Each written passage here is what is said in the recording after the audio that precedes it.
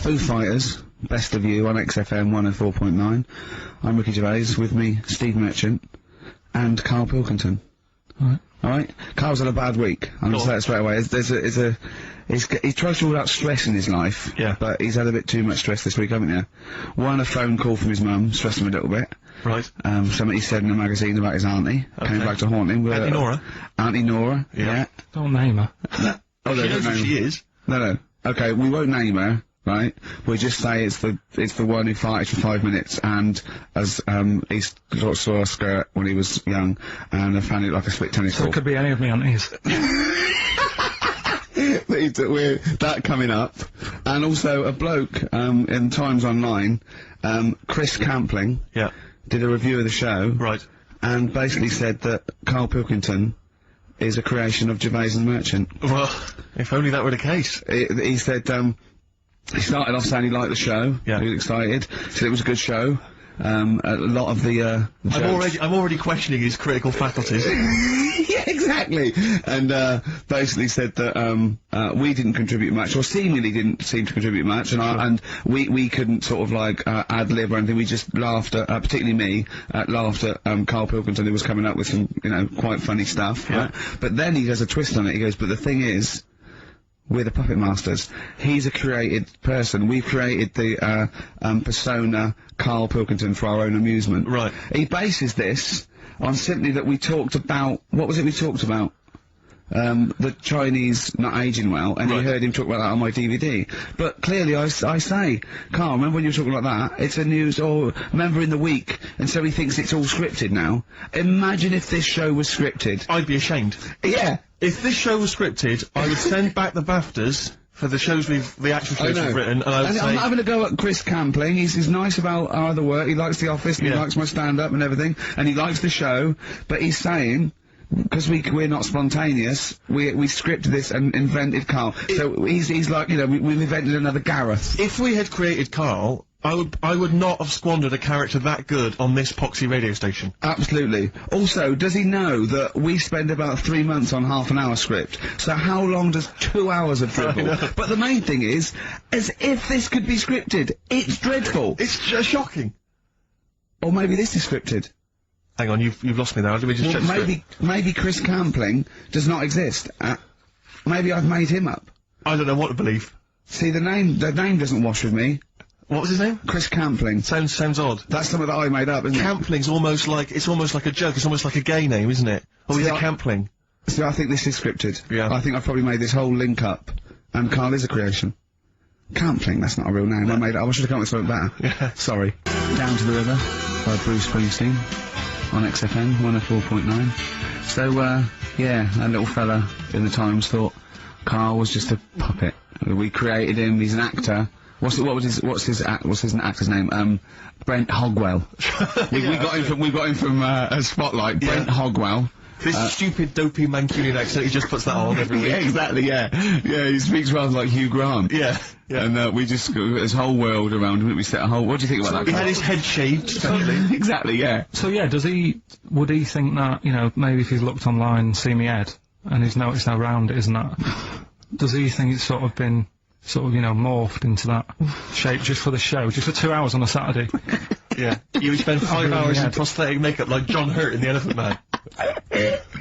Everything about him was made up. Yeah. We created him, we created... Oh, because I remember coming up with Auntie Nora. Oh, yeah. You said, Rick, we need another character. I said, what about giving him an Auntie Nora? Doesn't sound convincing, I said. Yeah, and you said, what is it about? I said, well, I don't know, she farted for 5 minutes and she's got a fanny like a split tennis ball. No one's gonna believe that. Yeah.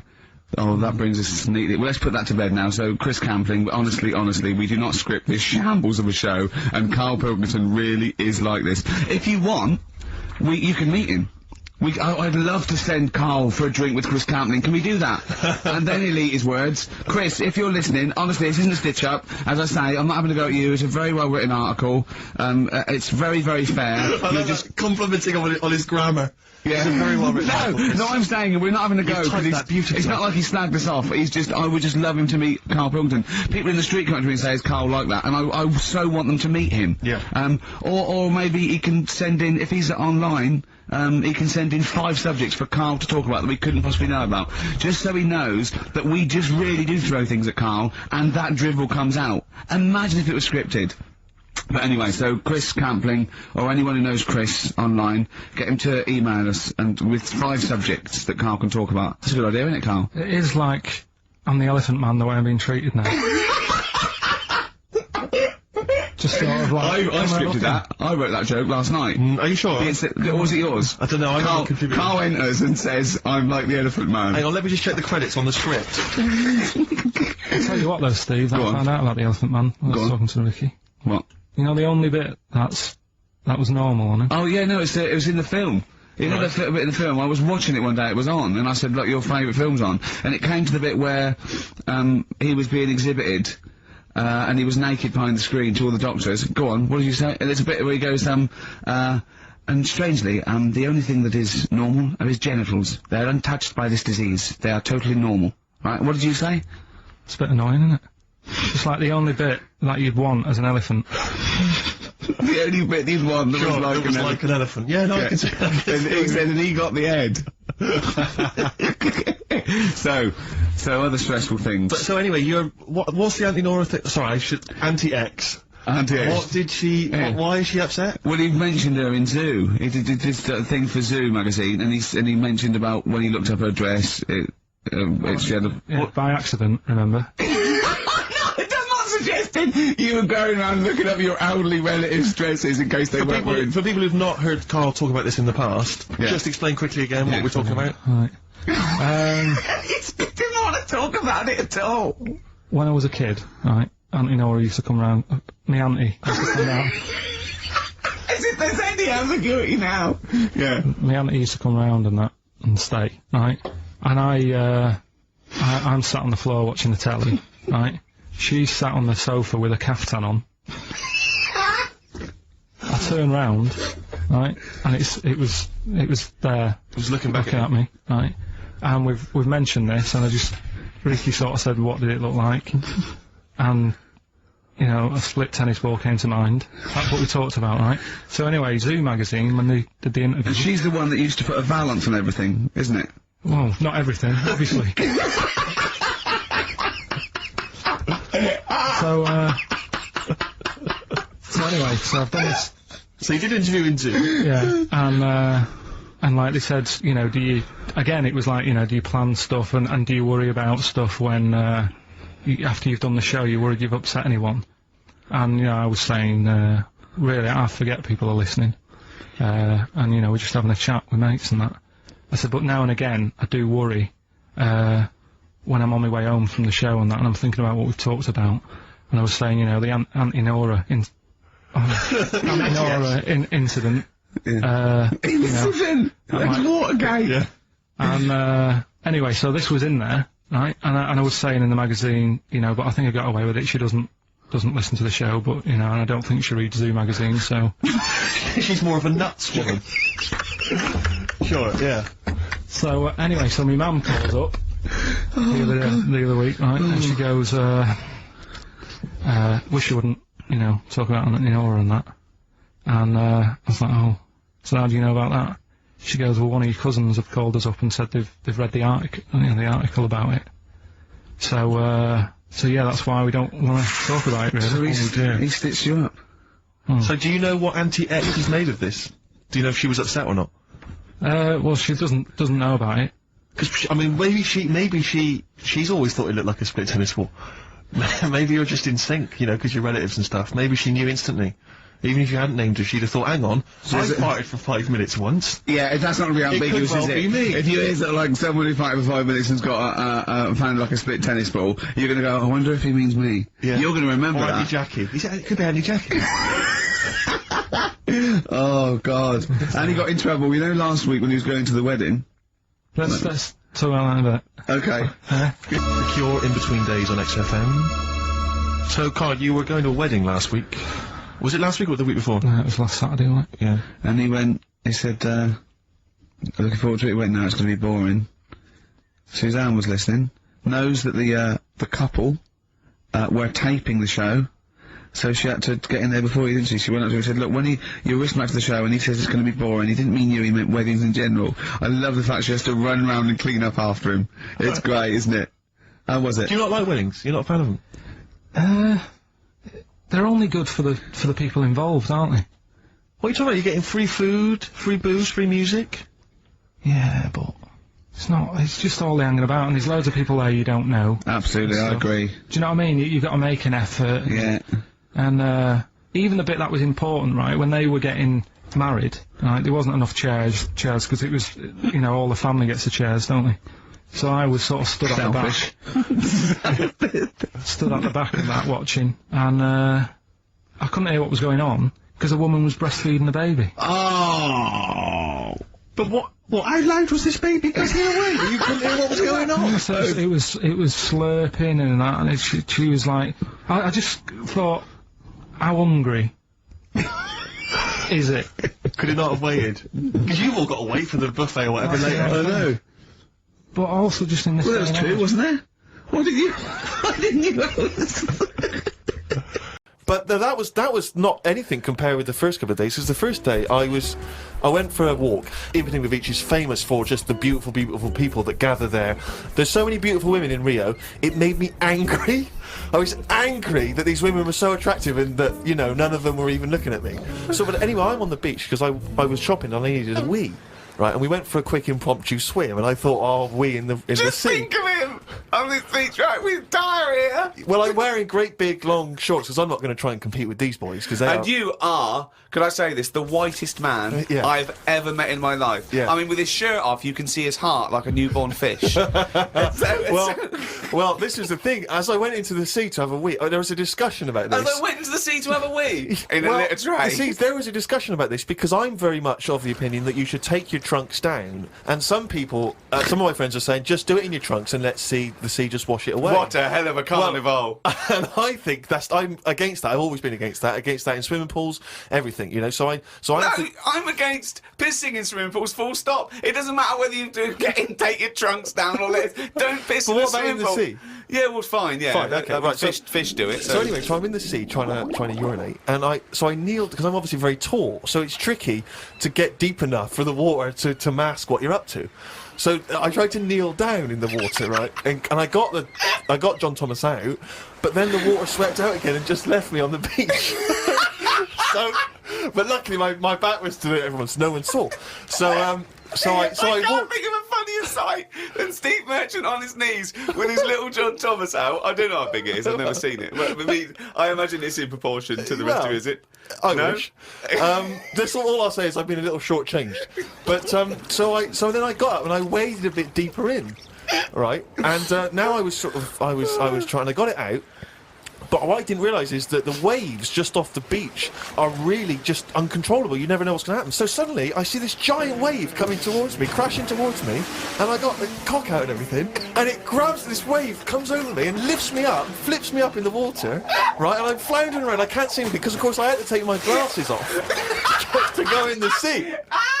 Because I didn't want to lose them. Oh, God! So I floundering around, and I'm genuinely getting scared because as I try to get into shore, the wave just pulls me back again. So I'm waving to my friends on the beach. But With everything? Well, what I don't realise is that because I'm not wearing my glasses, I don't realise that I've been dragged along the beach some way, and I'm not actually waving to my friends. So there's like a bunch of these beautiful women on Ipanema Beach watching a pasty white man waving with his cock out. And what annoyed me was my friends were laughing. And that Steve, really angers if me. I'd have been there, I would have burst. But why wouldn't you have come running? Would you have come running in to help me? Oh, I couldn't have saved you with your glasses off and your knob out. If I ever save you, I want you to be fully dressed with your glasses on. So you'd have just let me go. That would have been what you'd said to my parents. He had his knob out and his glasses off. There was no way I was going to... I can't think of a funnier sight. Oh. Carl, I've got a couple of little facts for you, just to try and inflame your imagination. Go on. Sharks are immune to cancer. Are they? Yeah. So how have they found that out? Well, I don't know, but But I've never heard of any fish having cancer though. I haven't heard of a cod being ill. So why are we focusing on that one?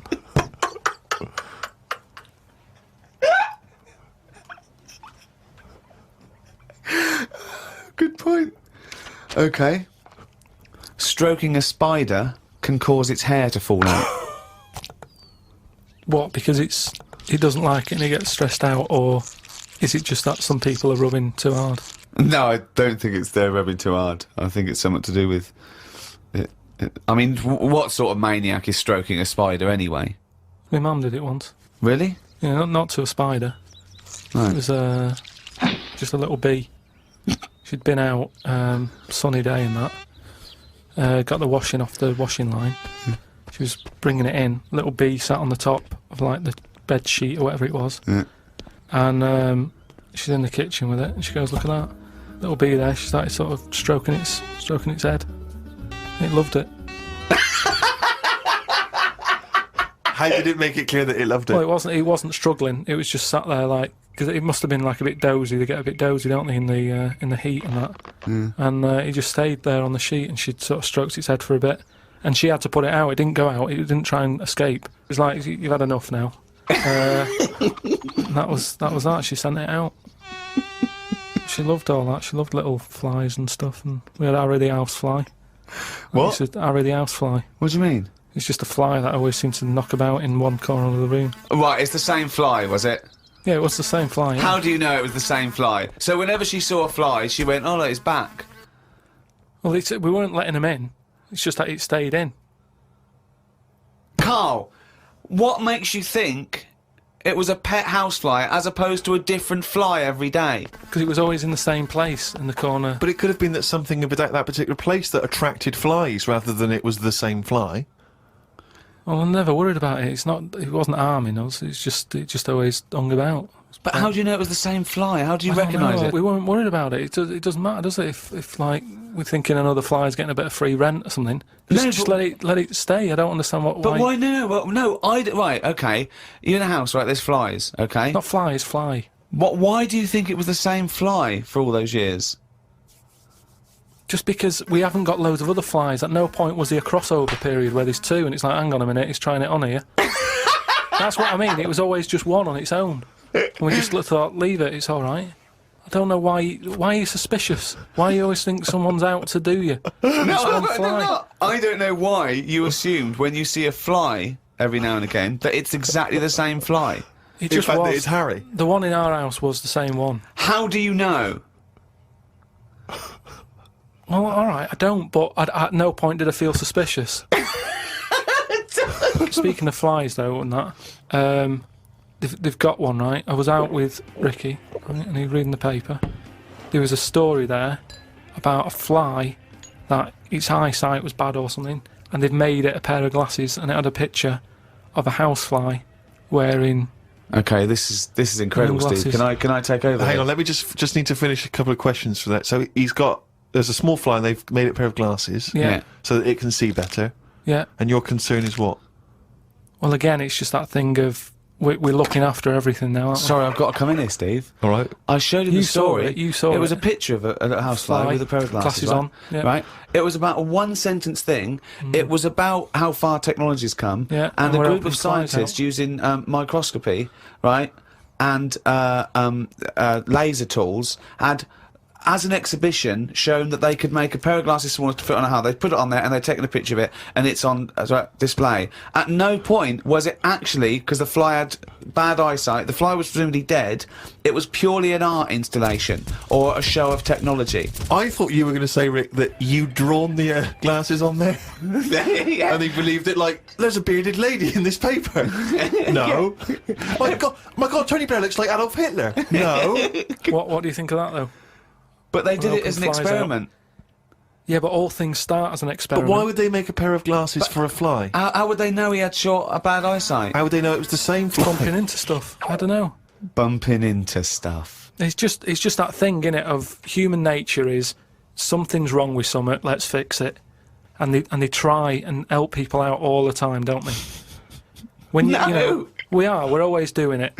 We're always trying to help people out instead of just going, you've been dealt a duff card, cope with it.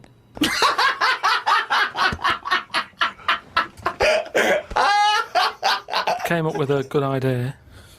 We'll be the judge of that. I'll do it now. It's not a good idea. Okay. Okay. I'm sticking my neck out here. I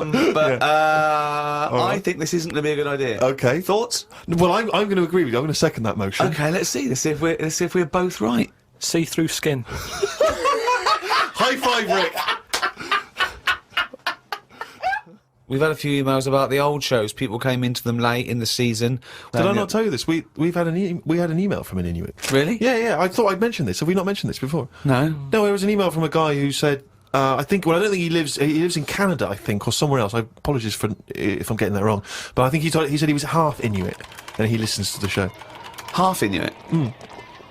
See, that's interesting, because I think it was so remote. I know I'm probably wrong now, but I think that those are so remote that I can't think where they're meeting people who aren't That are also Inuit, yeah. Oh, and who's going, other societies are going, I'll tell you what, I'm fed up, there's no action here, I'm going to the frozen tundra, I'm bound to meet someone there. Yeah.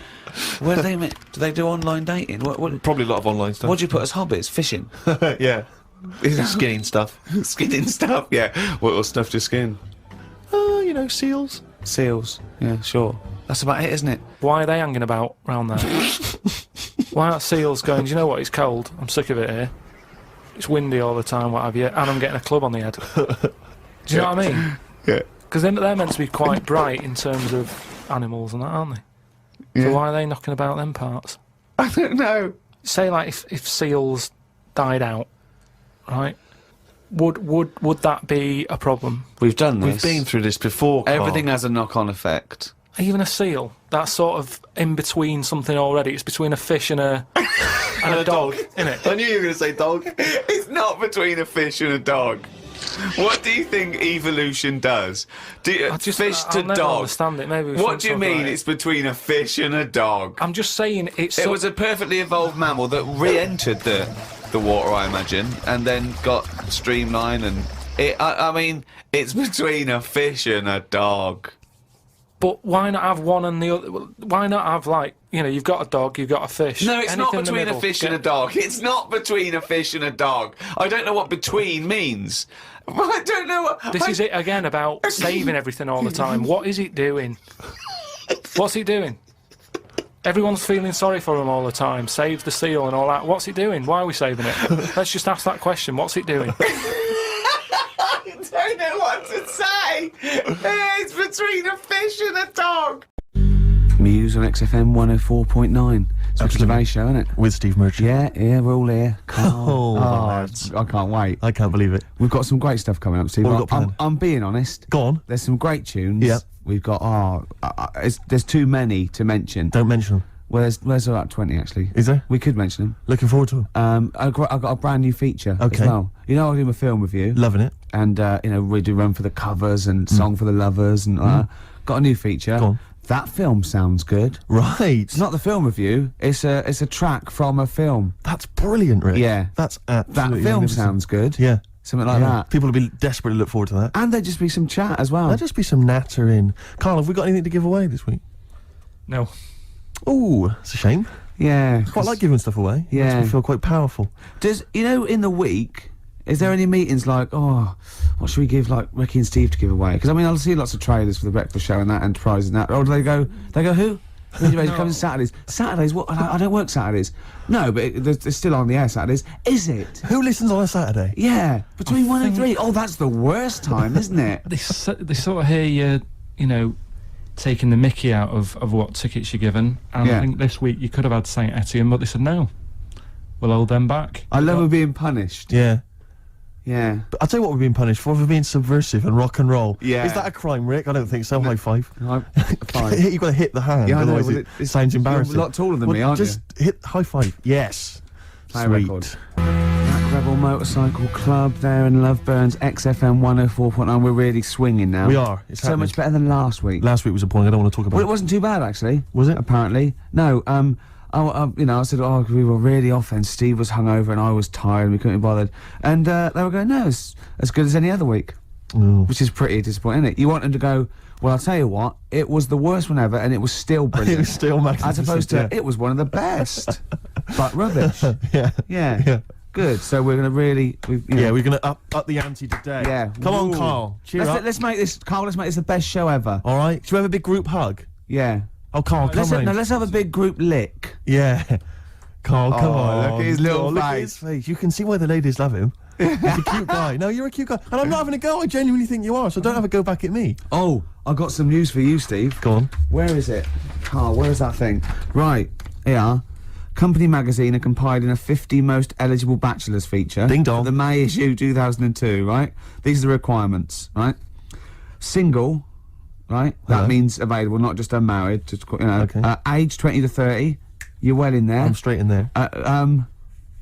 C. D. What was C? C is, it says good looking. Fine, yeah, I'm eligible so far. And it Keep says going. not, oh no, this is what rules you out probably. It says not necessarily Brad Pitt-esque. And you are a little bit. Well, so they say. Must be British and come from one of the following regions. London, South East, South West. You're That's there. me. I think they just name all the regions of Britain. Yes, they Right. could just say from Britain. Really. thought- Employ. What? Sorry, Carl. Go on. Is there a height restriction or anything like that? Well, we're So what is this? What, seriously, is this a serious thing? What is it? It's a most eligible bachelor. This is so me. Do you know any of the boys who'd be perfect for us company girls? Past bachelors have included TV presenters Dermot O'Leary. Yeah. Hey, I'm in with Dermot O'Leary. He knows me. He's normally Yeah. on, isn't he? Yeah. Jamie It's, Theakston. it's not most eligible person who knows a bachelor. The models Rob Warrington and James Polanski. Yeah. The singers Lyndon David Hall and Richard Blackwood. Yeah. Wouldn't necessarily consider him a singer. But Controversial. I'm sorry. He's having a dig at Blackwood. Hey, I'll tell you this. I was watching. on. I don't suppose watch it, but I saw the trailer for The Farmer Wants a Wife. Oh yeah. Right, which is the show which he you told you mentioned. about Yeah, it? you did. Which is a show where I think farmers, because obviously it's very difficult for them to meet women. Wants a wife? And I'm thinking, hello, idea. Steve Merchant wants a wife. It's not bad. It's a is it? TV show. Who sounds a bit like a farmer. Exactly. This But what I'm saying is, I don't mind the public voting for the woman. You know, if that's how it happens, I don't mind. You know, because who cares? You know, Yeah. I'll have anything, whatever they can choose. Be fine. You know, See that? I think yeah. Steve Merchant wants a farmer. That'd be even better. Steve Merchant wants it. Yeah, Steve Merchant wants it. I'm thinking, sort of maybe the Bravo channel on cable. Yeah. You know, or ITV2. Yeah. Hey, it's an idea, Rick. I'm just flying out the flagpole. Yeah. Well, we'll think about that. Yeah. Don't phone in. It's not worth it. Let's play some more music. There is a Slim Shady in all of us. That was Eminem, XFM 104.9. Steve. Yeah, no, I was just thinking, because Carl, I'm probably thinking, you know, he likes to have a little dig every so often about, you know, my success with the ladies. No, Carl, but I'd tell you, you'd have been proud of me last night. No, listen, you'd have been proud of me. Because I was walking back from the shops, I was carrying 2 cans of weak lager. It was Friday night, Rick. Yeah. Time to go a bit crazy. Yeah. And there's this woman coming the other way, who must have been sort of 50, 55, just staring on the street, dressed in kind of like rhinestone cowboy style outfit. Really weird, never seen her before. Parton. Was it Parton? It wasn't Dolly. No. And she's just staggering down the road, like just shouting. And some truck drove by, and she just went, "Oi, come over here, come over here." And the car just drove by, or whatever. And she walked into me, and she saw me coming, and she saw the beer in my hand. She couldn't believe her luck, and she stopped, and she tried to stop me. And I sort of stepped one way to try and go past her. She stepped there and blocked my way, so she blocked the other way, and she went, come here, like trying to motion. And I was really scared. It was like some. It You was like looked some, around and thought beggars can't be well, choosers. but then for a minute I was thinking, well, you know, I mean it's Friday night, you know, I'm in a mood to make whoopee, but I thought it's probably best to avoid it, and I actually managed to run away and avoid her, and she just kept shouting at me as I was running down the road, come with me, but I legged it. But what I was thinking is it was like some kind of like sort of Hansel and Gretel nightmare. Do you know what I mean? Like an old lady in your way. You're going there and there's loads of other people that look just like you. Exactly. They're getting very, very thin. We've been here for years. In chains. Yeah. But I thought you'd have been proud of me. No, there was that was, you know, that was a woman on a plate, So to speak. and I just turned it down. And yeah. Exactly. You see, You So went not- home, not you so went, desperate. He got in and went, what have I done? Seeing her again tonight, then. well, I'm just going to hang around by the offie, see what happens. You know, Looking forward to Christmas? loving it. I'm always a big fan of Christmas. Actually, yeah, no, I'm not a bad humbug type. It's not far now, is it? It's this month now. Is it? Is it? Are we in Is December? it the first? Yeah. Jeez. Yeah. Jeez. Jesus. Yeah. We brilliant. I was quite excited because this week I think it was this week in the papers, The Sun and I think all the other papers actually had the first of the kind of giveaway TV supplements that comes I listing all the love shows that are on. But what about when they bring them out this early, is you open it and it's like, you think, yeah, I want to see what films are on and stuff, and you go through it, and it just, about half of the listings are to be confirmed. To be confirmed. It's it's an utter waste of time. Yeah. And it's like, who is planning their film and TV watching this early? Yeah. It's a little bit early to be worrying about 3 it. weeks in advance going, but I better not make any... Well, unless it's like an amazing thing on telly, or you know... Are you coming to a party? We got one Friday 29th. I don't know, I'm going to watch something on the TV, there's a good film. What is it? Not been confirmed yet. It's to be confirmed, Yeah. but I can just, say dynamite. I won't be at the party. Yeah. Yeah. It's strange. But I remember when I was little, my sister used to work in W.H. Smith's, and she used to come home like every Thursday. She'd been paid, big bag of sweets for Lovely. me, and the TV Times. The TV Times, of course, because you're Yeah. working class. Sort of. TV Times. The radio Times for a classier middle class gentleman like myself. But the bumper edition at Christmas, it's like 2 weeks of telly. She sit down like that Thursday night, sit down with my sweets, and we tick off all the things we were going to watch over the next really 2 years. tragic. Didn't happen, did it? Because I was squeaking around, hyperactive, making people play with my toys, stuff, and not watching telly really. I bet but if you watched any telly, it'd have been really rubbish stuff. The whole family was. I imagine probably Dennis Norden's Laughter File, Volume 12 or whatever it is. I don't think even Dennis Norton was going there. Whereas you see, we in our house, of course, we'd just switch off the TV and we'd perhaps just listen, You to weren't a allowed concerto on Radio 3. Yeah, we weren't allowed to turn the telly off. Really. I don't know what a concerto is. I've just said that word. I'm I don't assuming. know what a concerto is. It's like just a posh word for concert, isn't it? I think so. Is it? What's a concerto? It's one of those. Maybe it's one of those instruments, the kind of squeeze box. That's a Concertina. It's a concertina. Yeah. My nan used to play a concertina. Really? Yeah, I don't know if that's interesting to you. I don't know why you choose the concertina of all the instruments to play. I mean, it's not the sexiest, only kind of sailors. My nan used to have one, but she doubled up as an iron lung. Nice. Which was good. And so when she, when she had a bit of an attack, we not only were warned, but we had little tunes. That's beautiful. As well, yeah. Could you play your gran? You can play your gran, yeah. Yeah. That's beautiful. Once she had a bit of an accident, she said, "Sit down, kids," and she came in there, and she had a corrugated neck. Ah, of course. Where it had gone horribly wrong. Go on. Sorry, what were you going to say? It's happening again, Steve. What's happening? It's going all wrong. Yeah. We're talking rubbish. Are we? Yeah. We should have played 2 in a row. He's having a go, isn't he? Blimey. Gorillas, Rock the House. Yeah. XFM 104.9. Who are you?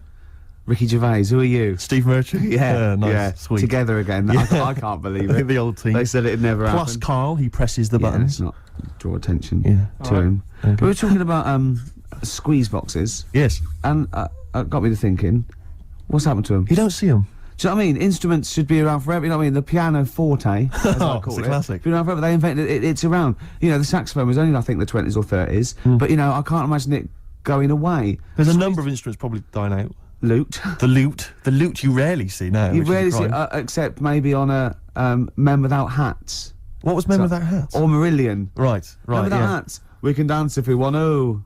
And Pierre Trudeau's daughter was in that video. Who was that we saw in the sandwich shop yesterday? Well, he might not want us. He might want to be people to know that he was in a sandwich shop. It's fine, it just shows that he's He didn't human. recognize Bruce Dickinson. He didn't recognise him. I went, look. Bruce Dickinson from Yeah. Iron Maiden. I had no Little idea. fella, who it was. isn't he? Little I'd say fella, he's yeah. really tiny. It was almost laughable. Is he It married? wasn't- That'll annoy me.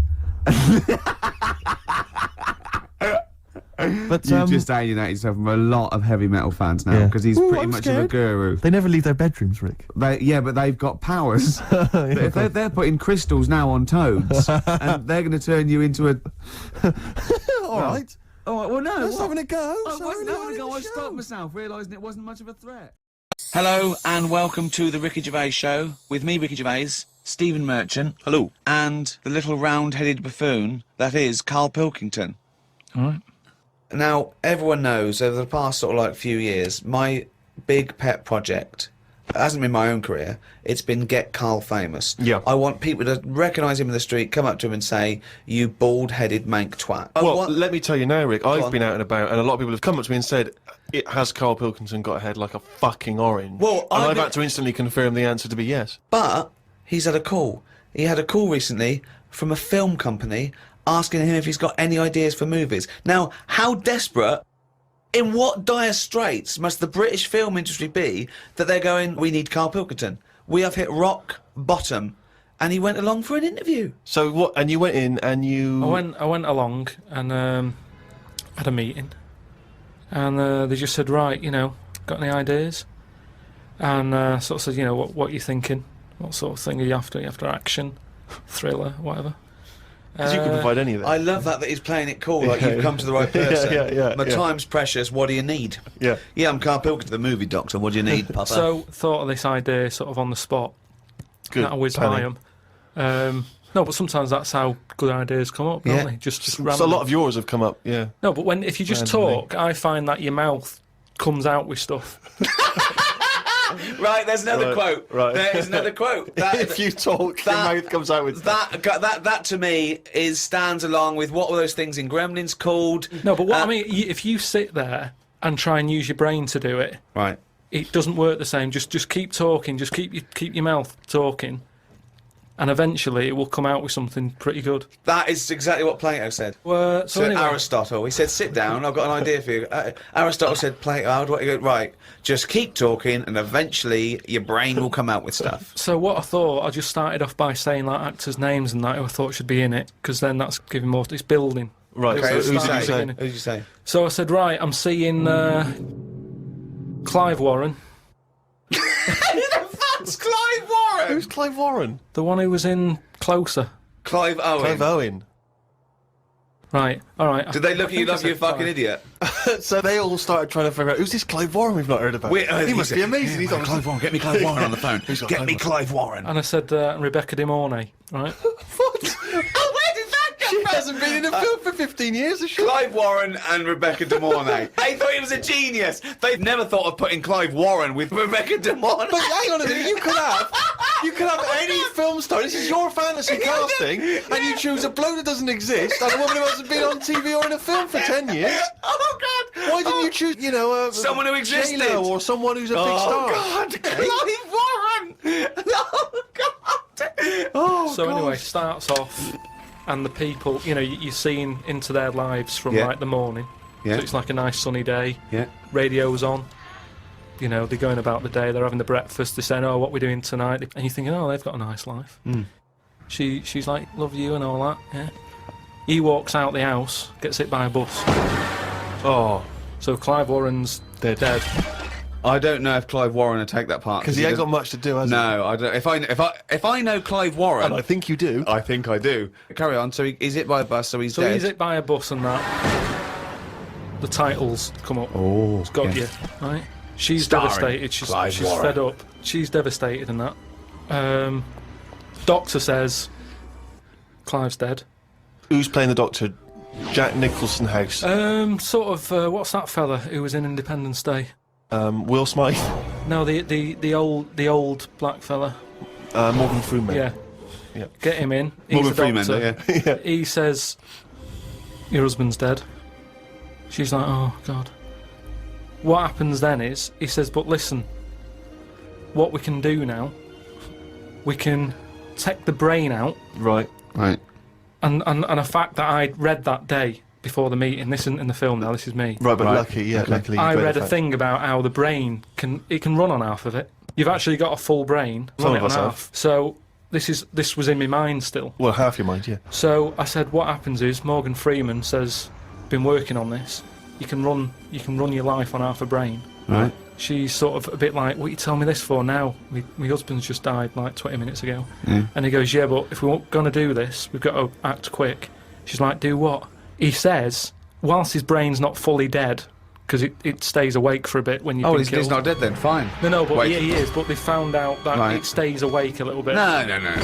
So- No, he's gone. No, You're no. hit by a bus. Yeah, no, he's dead. If the brain's dead, you are dead. Clive Warren's dead. And if No. the brain's not dead, you're not dead. No, but it's like people in a coma. They're dead, aren't they? But No, the brain no, isn't No, dead. no, they're in a coma. No, they're not dead. Coma. No, they come out of comas, don't All right, then he's in a coma. He's been hit by the bus, but the chances are he's not going to come out of that coma. But his brain is still awake. So change that. That's easily done.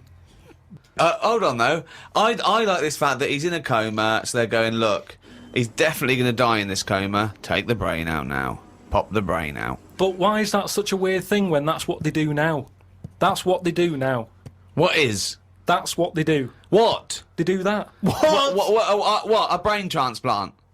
No, but when, like, how I've signed that donor card, Yeah. like, if anything happens to me... No. they've There's got the no lot. such thing as a brain donor. we've explained to you before. Yeah, but they're working on it. They've said something about Einstein. They messed about with his brain for ages, trying to work out if it was full of stuff. That's what they're doing. They're working on that. There's loads of things that doctors are doing that we don't know about. I've seen some weird stuff on the internet. Yeah, I know you have. Yeah. I saw a programme on Channel 5 where a monkey brain was still alive and it was stuck on a stick. And they You were watching the Magic Roundabout. They poked it and it reacted. Right. So it's still alive. It's being kept alive, and it's only a matter of time. What's the brain linked up to? As long as you can link it up to the eyes, and somehow so it can tell the arms and legs what to do, you're laughing. I love that. Imagine a team full of doctors going, well, we're going to try and do a brain sort. Carl, as long as you can link this up to the eyes and tell the arms and legs what to do, we're laughing. Cheers, Carl. See you later. Then what happens is, they say, do you want half of his brain in your head? Half of his brain in her head. She says, definitely not. I'm having you struck off. She starts screaming. She calls the police. He gets Yeah, arrested. but you'd have said that years ago when people can have, like, someone else's arm put on their body and stuff. Yeah, but he's only in a coma. Yeah. No, but he's not going to come out of that coma. Right. So it's like this or nothing. It's Right. like, look, you know, what we're going to do here? We can either turn the switch off, Yeah. or we can put his head in your head. But why would you... So why... what he does? So what they do then? They're going to take half his brain. Half of his brain, take out half of hers, pop it in place. Why would she do that? Because she loves him. But hold on. Well, no, wait. What would she then be? Because this is what I'm trying to tell you. Okay. Sorry. What happens is, he explains all this, so I mean, this would probably cover about 20 minutes in the film, but I'm just rushing I'd have rushing switched it up off, now. but yeah. No, you wouldn't. This bit would have you. So what... Well, I'd have actually left when I wouldn't have even gone in to see a film starring Clive Warren and Rebecca De Mornay, unless it was 1985. So the thing is, she's the same as you. She says the same thing. She goes, why would I do that, doctor? And he goes, well, what will happen is, he's gone, but you'll have his thoughts. So in the morning when you say, oh, I don't know what to have, well, they have cornflakes, his bit of the brain will sort of say, Have a Weetabix. have shredded wheat or whatever. And she's like, oh yeah, good idea. Sorry. So the point of this film is that the dead man can remind her what breakfast cereal she likes. Yeah. So the thought... What do you mean, yes? So that's it, is it? No, that's not the only thing. Wait a minute, this is only Act 1. That's just the first bit. Everything's going well. She has it done. So who is she? Is she herself? She's Rebecca De Mornay. Yeah. But now and again, with him chipping in with a bit of voiceover. So the idea is it's all going well at the beginning, and she's... So she can't decide what dress to wear. She's had half of her brain taken out and put in a bin, okay? And Clive Warren's half has been put in there. So now she's walking round, okay? So she's like a schizophrenic. No, like I say, the brain is alive, so it's all going well when she leaves hospital, Yeah. and she gets her first taste of it, and it's a bit weird to get hold of, because she's sort of... I think when she signs herself out, he's sort of fighting, writing his name and stuff, so there's a few sort of technical things that she has to get used to. And does Clive's brain What does know he that think? he's now inside her brain? Does that matter? Well, I would say it matters because Yes. otherwise... Yes, it does matter, Carl. What's he thinking? What's What's the point of this? Why has she gone along with this? Because she really loves him. But what's in it for him? What does she think? Well, say if I died, Yeah. and Suzanne said, go on, I'll have half of Carl's, right? She would wake up in the morning to a thought of me sort of going, oh, you never guess what I've just thought about or whatever. I'd still be there. The rest of your body is sort of waste, isn't it? But Carl, the rest of your body's sort of waste. No, it is, kind of. If when someone dies, it's Yeah. not that person anymore, is it? You can't have a chat with them. So if you could have someone's brain in your head when they're dead, you'd have it, wouldn't you? What are you talking about? Why would I have someone's brain in my head when they're dead? Well, what I've else- got a perfectly good brain. So you're telling me you wouldn't have it done then? Of course I fucking wouldn't. I Why can would also categorically state I wouldn't either. Yeah, but you're saying that now, but once you're in that position that someone who, you know, you love and that dies, if the doctor said, do you want it? No! And you I'd go, no! It's madness! I don't think you It's would. madness! All right. So, tell me a typical bit of dialogue. Well, we've done the breakfast scene. Yeah, that was okay, yeah. dynamite. Yeah. That's fucking Oscar winning. Yeah, can we do lunch? There may be, like, at the funeral, because even though the brain's still alive, they still have the funeral, and you can have, like, a funny bit where they stood around the grave, and, like, there's some relation there who he doesn't like, and she can start laughing, and the family are looking at her going, why is she laughing? Yeah. And she's sort of laughing, and he's saying something a bit rude, going, look at her head. Do you know what I mean? Yeah. Looks like a Stuff on the fucking family. Little cameo for you. Yeah. And so you have all that, and people are sort of liking the film, thinking, "Oh, it's quite funny this." Yeah. And then you hit them hard. It's the most ludicrous idea for film I've ever heard. It's the maddest. Honestly, it really is the ramblings of a mental case. Right, I have to say though, I am hooked now. I want to know what's going to happen next in the story. Then what happens is, she hears the voice go, "Leslie, where are you?" Something. Right? Her name's not Leslie. No. No. So she's thinking, "Who's Leslie?" Yeah. So in her mind, she's going, "Who's Leslie?" He's going, "Oh, So he's thought, hang on, I've let something slip I've here. let something slip." So she's going, "Answer me." Oh. He goes quiet on her. Oh. So He was having an affair. this is the thing. So she's trying to hunt down Leslie. Leslie. And he's got to stop her thinking it. Then what happens is, I mean, you know. Where your ex? So he's got to hunt down Leslie. So she's got to hunt down Leslie. It's a woman, is it? Another Leslie, or It's is it another a bloke? woman. Right. But what happens is, I mean, without ruining the end for everyone, what would sort of happen is. Oh yeah, because we don't want to ruin it for them, because this will be filling the multiplexes in no time. No, it's the greatest love story ever told, set in a head. But listen, let's just get to hang the on a end. sec though, Carl. I don't. Yeah, you've got to tell us the end. I don't think you can let people No, come on, listening come on, what's hanging the on end? waiting for the film. Just let your mouth talk. Right, so what I said was, maybe what happens is, his brain is more powerful than hers. Right. How is there power? Why is there no power involved? What I mean is, her brain was running the rest of her body. Now he's His taking brain, over. that gets more powerful and overrules her body. Okay. Yeah. She then fancies Leslie.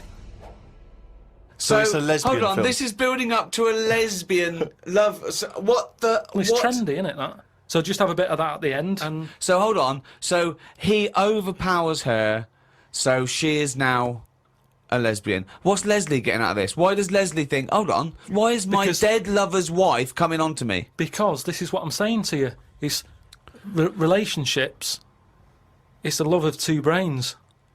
Right, okay. Again, can anyone a out there, can we strapline. make that into it? That's a quote. The relationships is a love of two brains. Well, it's- now, he's got something there. He's got something there. But my point is this. Why is Leslie suddenly turned lesbian? Because she loves the brain. But does she know this is Clive Warren? Rebecca will say something now and again, like, "Oh, I like me Minge. I like my food done like this or whatever," and it's all about Dave I like likes my it. food cooked. Oh my, wait a minute, Clive Warren on this food cooked. Yeah, I'm in two minds about this bacon. Yeah, What I'm I going mean to turn is, into a lesbian. people Shredded wheat. people like what they like, and it's the same way, like I've said to you before, with someone who's been going out with a woman and then is found out that she's got a twin sister, and they divorce that first twin and go out with the other twin. It's all the same. You're after the same thing, aren't you? Yes, but that... When a cat dies, you buy another one. It's the same thing. You want that same. Yeah, but you love don't for necessarily something. switch your sexual orientation. In the case of your twin scenario, they both look the same. Yeah. Has there ever been one where it's a twin boy and girl? Go, well, I was going out with her, but I mean, he looks a bit like her. Yeah. I loved boobs, now I like cock. This is your problem. You don't know anything. And this theory about if your mouth talks enough, the brain will kick in soon. It hasn't. Eels, fresh feeding on XFM 104. I was going well, isn't it? I'm enjoying it, yeah. 20 minutes to go. I think, you know, more of an up show. We've made some great hits and great songs, some great haven't we? music. We've had some great features. A new feature. That film sounds good. Looking forward to that. That'll next run and week. run. Yep. A song for the... If there's any record companies out there that want to put out a compilation of my songs for lovers, yeah. That's good. Anyone who wants me to do a film, anything, any film you want. Yeah, reviewed. Yeah, reviewed, yeah. Yeah. I would finish a sentence. Yeah, no, Oh, ideally. wait. Because it was otherwise, it Go was on. anyone who wants me to do a film. Well, of course, Oh, being okay. a top actor, Yeah, you'd have sure, already appeared in a film. Sure, okay, yeah. And that... Jolly good. Yeah, well, Okay. you're running out of steam, I can You're tell. running out. Yeah, yeah. Go on. Carl, have you seen it yet? I know you probably haven't, Rick. Cliff Richard's video for his new single. Yep. It's amazing, isn't it? Oh, it's bad, isn't it? I I've saw heard it this. on Lorraine Kelly in the morning, Sky One, great Yeah. show. And and it's amazing. It's he's done a version of Somewhere Over the Rainbow, but he's combined Oh, that. no. He's combined that with what's it? It's what a Wonderful World.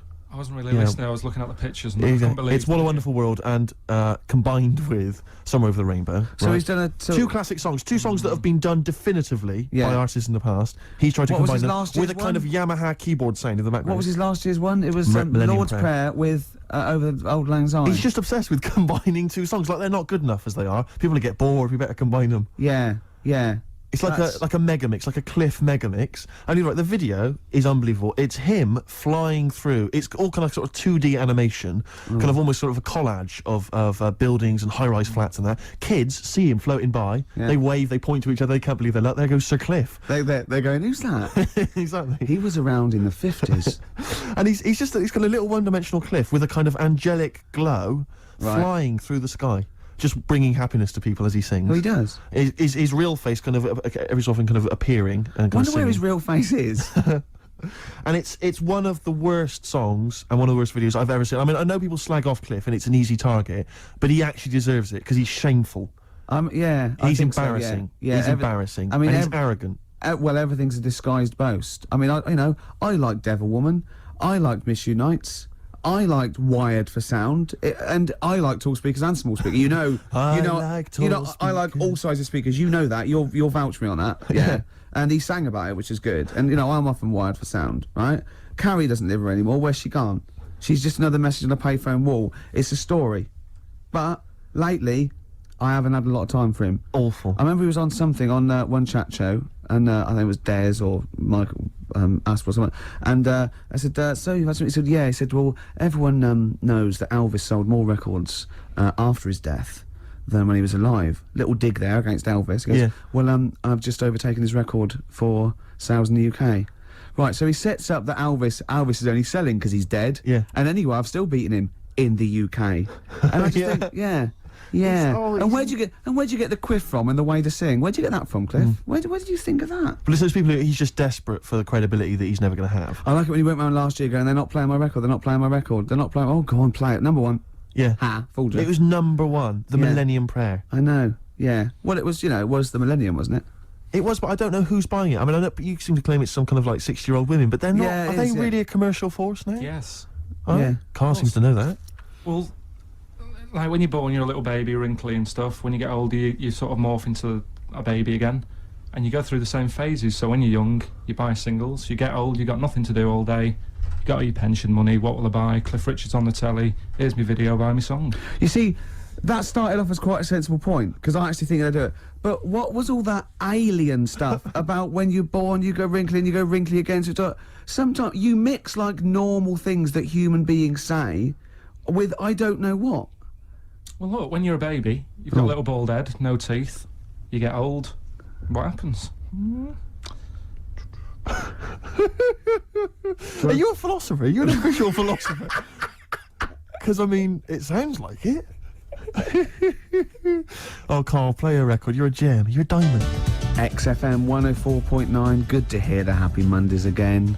We're nearly through. We are indeed. We've had a little bit of chat. We've had a few laughs. We've had a few tears. We have indeed. We've introduced a new feature. Looking forward to that next week. Yeah, so soon it's just going to be wall-to-wall features, isn't it? It's going to be, Well, I had an idea for a feature which you didn't seem to like, which was something old, something new, something borrowed, something blue. You want to explain it? And something old, an old song, something new, a new song, something borrowed, a cover version, and something blue, just a melancholy and beautiful song. Right, okay, but does it have to be all four, or can it be anyone? No, it's all four. You play that over the course of the show. Or maybe just have four songs in a row, and that's that section. So like a feature would be like this is either an old song or like a new song. Yeah, that's good. I think we've done that a few times. No, it's not. We've not covered that. Well, what's the difference? I'm playing a song from a film. Just because you give it a title, it's just a song from a film. You could play that anyway, couldn't you? Brilliant. It's all nonsense. You see, cheers, Carl.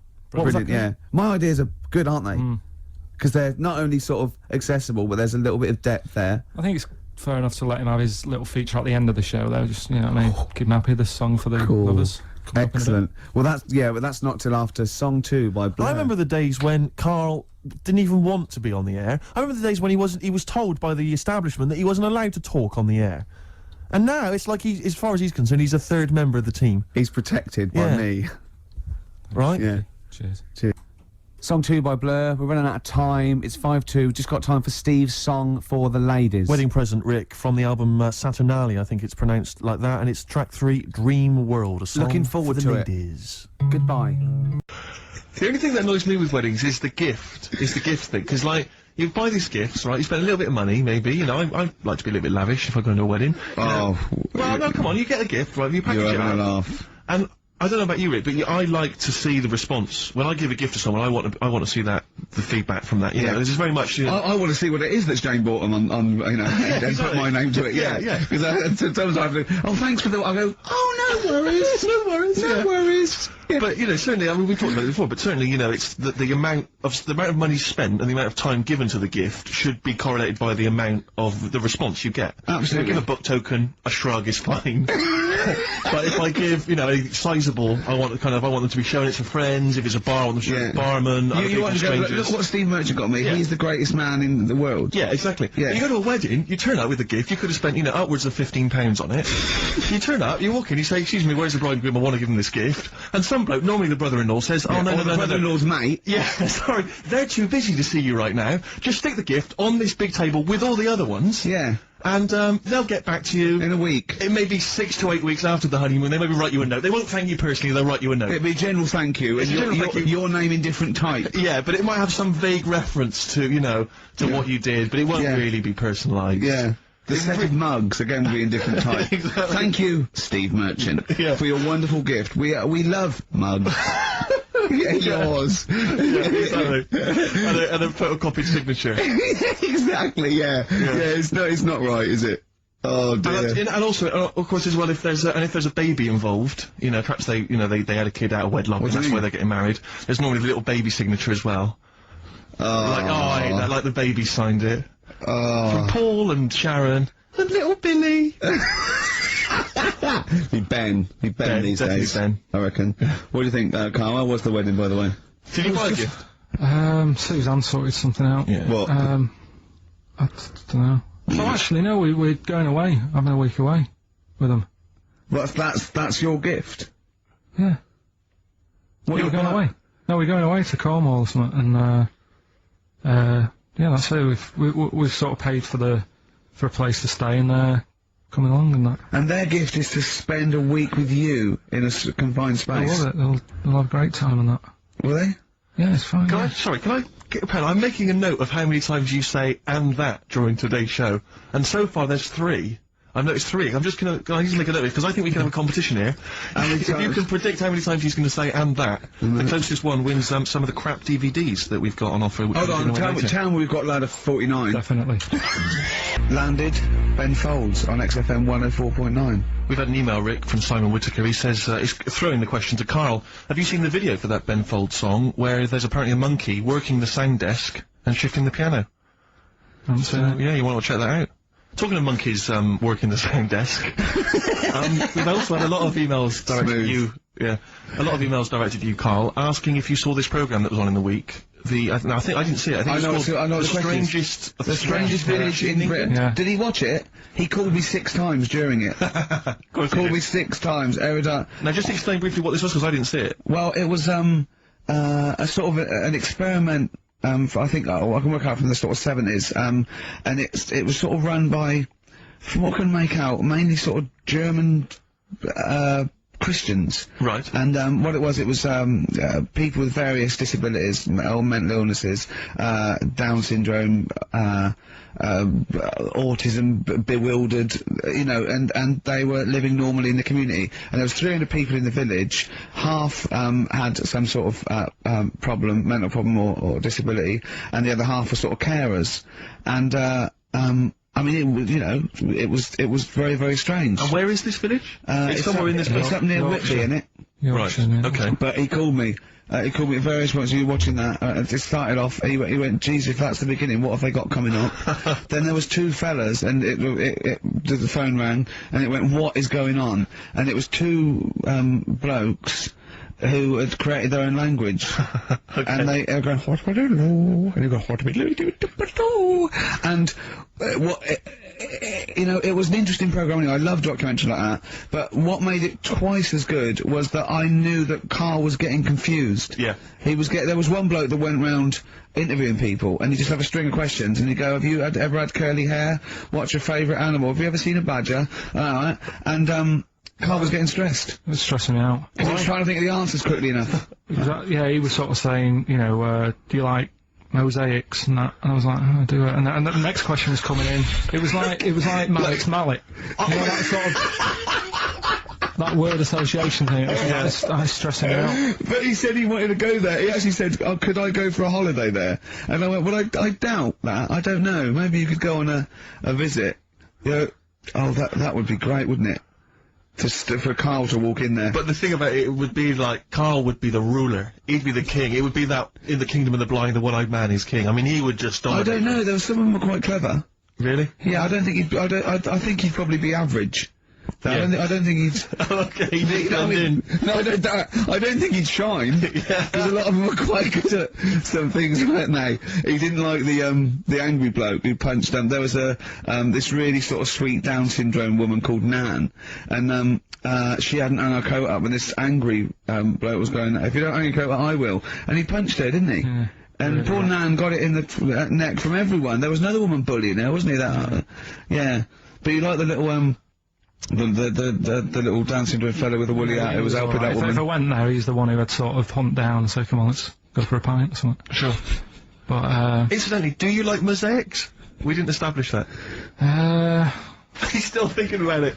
What was his name, that one, that you liked, that you wanted to hang around with? What was his name? I can't remember. He was good, I liked him, he was nice, wasn't he? Yeah. He's the one that fell over, then proposed marriage to that woman, didn't he? Yeah. I remember, I was on I don't know if this is alright to talk about. I mean, it happened, so, you know, not worried It's about alright to talk about. Everything's alright to talk about. But I was on the train, right, coming from Manchester back to London, right? Yeah. And, got on it was like a Friday night, and it was heaving, you know, like the last train is and all that. And, absolutely chocker. Right? Yeah. So I'm walking through the carriages, thinking, oh, is he in his seats anyway? Anyway, everyone's like, it's heaving, right? It's people stood up in the doorways, you can't get in the toilet and all that.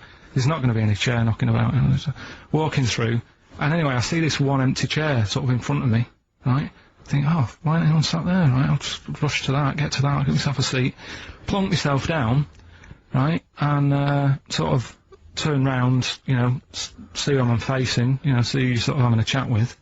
Little fella there, right? Little, Down syndrome kid. Right. Sat there. And, he goes, alright? And I thought, oh, right. Not bad, but do you know what I mean? They're always talking, aren't they? You can ask a lot of questions.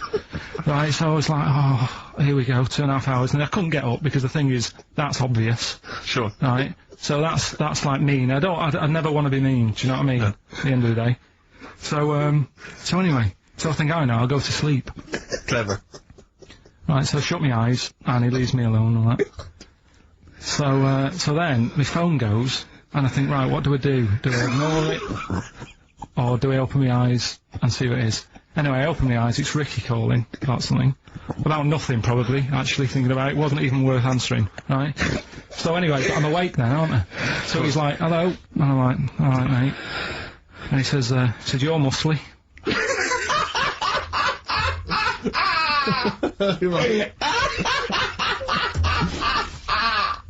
Oh, God! And I said, yeah. And he goes, you know, why? So I said, no, just am. It's, again, stressing me out, because I'm thinking, why am I muscly? I don't go to the gym. And, you know, I mean, I'm not muscly, I'm in good shape and that. Well. So then, he wants an arm wrestle. On a crammed train from Manchester, so I've got another hour and a half of this. Oh, when you talk back, he'd soon have got up and left. If you'd have started asking him questions, he'd have got up and left with the drivel you come out with. So anyway, do you know when you're under pressure, you're thinking, well, he's said that I'm muscly, alright, so do I do it or not? And there's people watching, you know, not joining in, not sort of having a laugh and that with me, just like watching but pretending they're not. Oh, and I'm God. at one of those table seats, and he kept saying, come on, I want to arm wrestle. So, and it was getting loud, and I thought, oh, I best just have an arm wrestle. What do you mean? What do you mean? I best just have an arm wrestle. What do you mean? Get it over and done with. I had to. If he's going to keep asking, I had another hour and a half on the train. Oh God. So anyway. Oh my God. I'm thinking who won. Well, were people putting bets on? How was it working? It was stopped, and just as well, really. What do you mean it was stopped? No, he was winning, I was struggling a bit, right? Yeah. And he was really, like, you know, taking my arm down, and then he sort of let go and started laughing.